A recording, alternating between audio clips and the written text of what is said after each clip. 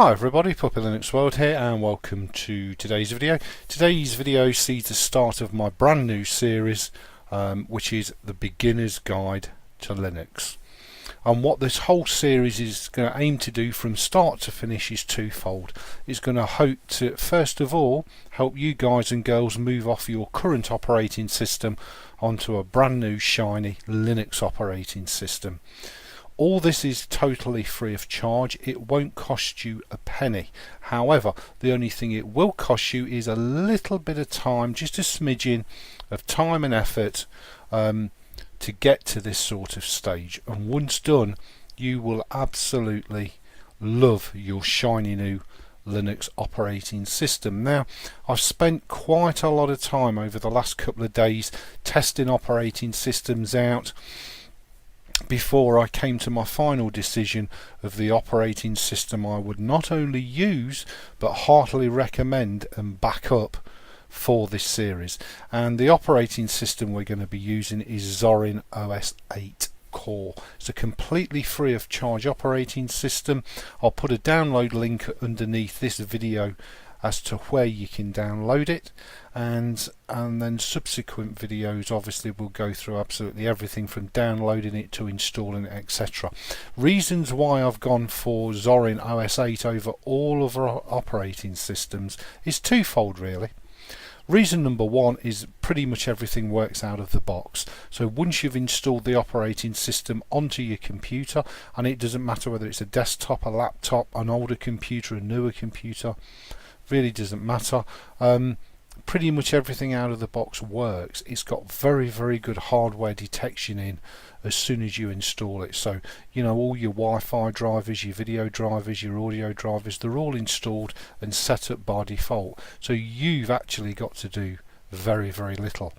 The second reason I've chosen Zorin OS 8 is because over my testing of the last 2 days, pretty much everything I've thrown at it has installed first time and been a delight to use. Now, this machine that this version of Zorin OS 8 is running on, and this is a full hardware install to this machine, it's not sharing the machine with any other operating system.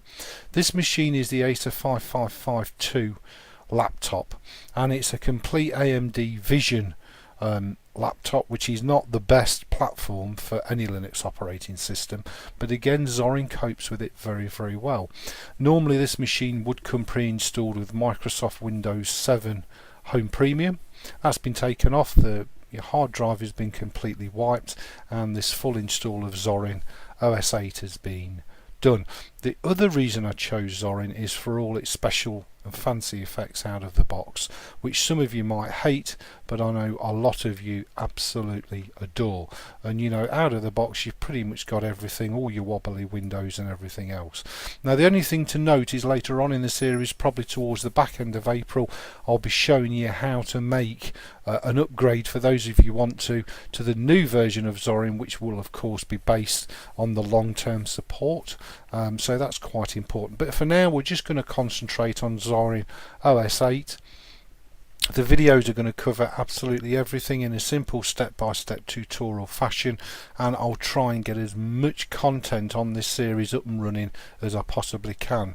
This is going to run in conjunction with my Chromebook series, so between this and my Chromebook, that's probably 60% of the content. I'll still be doing Linux distro reviews, and I'll still be doing my gaming videos for your entertainment as well, but these are going to be my primary two areas of focus.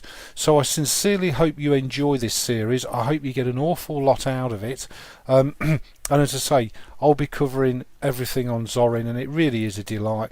You know, if Spotify is your pleasure, no problem, you can install your Spotify and away you go. It works beautifully, straight out of the box, easy and simple to do, just as if you were on Windows or Mac. It works.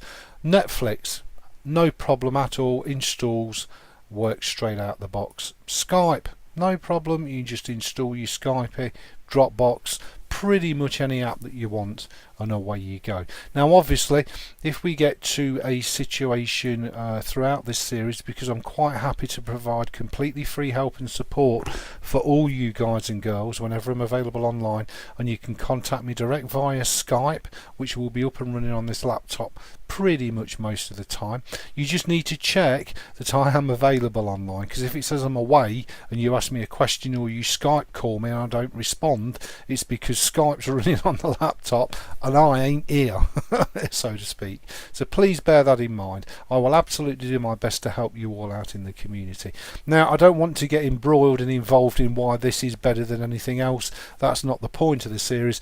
The point of the series is to help you guys and girls make the crucial initial first step, which is dumping your existing operating system and getting yourself a beautiful shiny Linux operating system.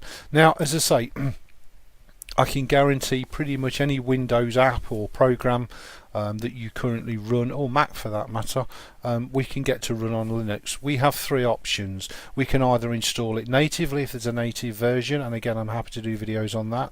We can install it via Wine and try and run it that way.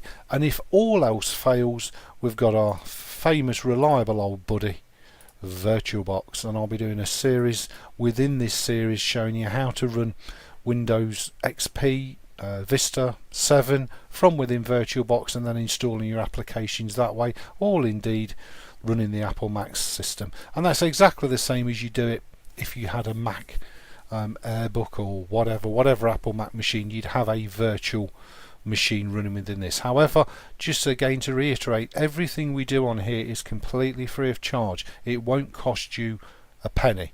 So I hope you all enjoy the series. The series will start off, as I say, very basic, but obviously as the series builds, then the videos will become a little bit more in depth. So thank you very much for watching, everybody. Please rate, comment, subscribe, thumb the videos up, and I will see you for another wicked Puppy Linux World Linux for Beginners video.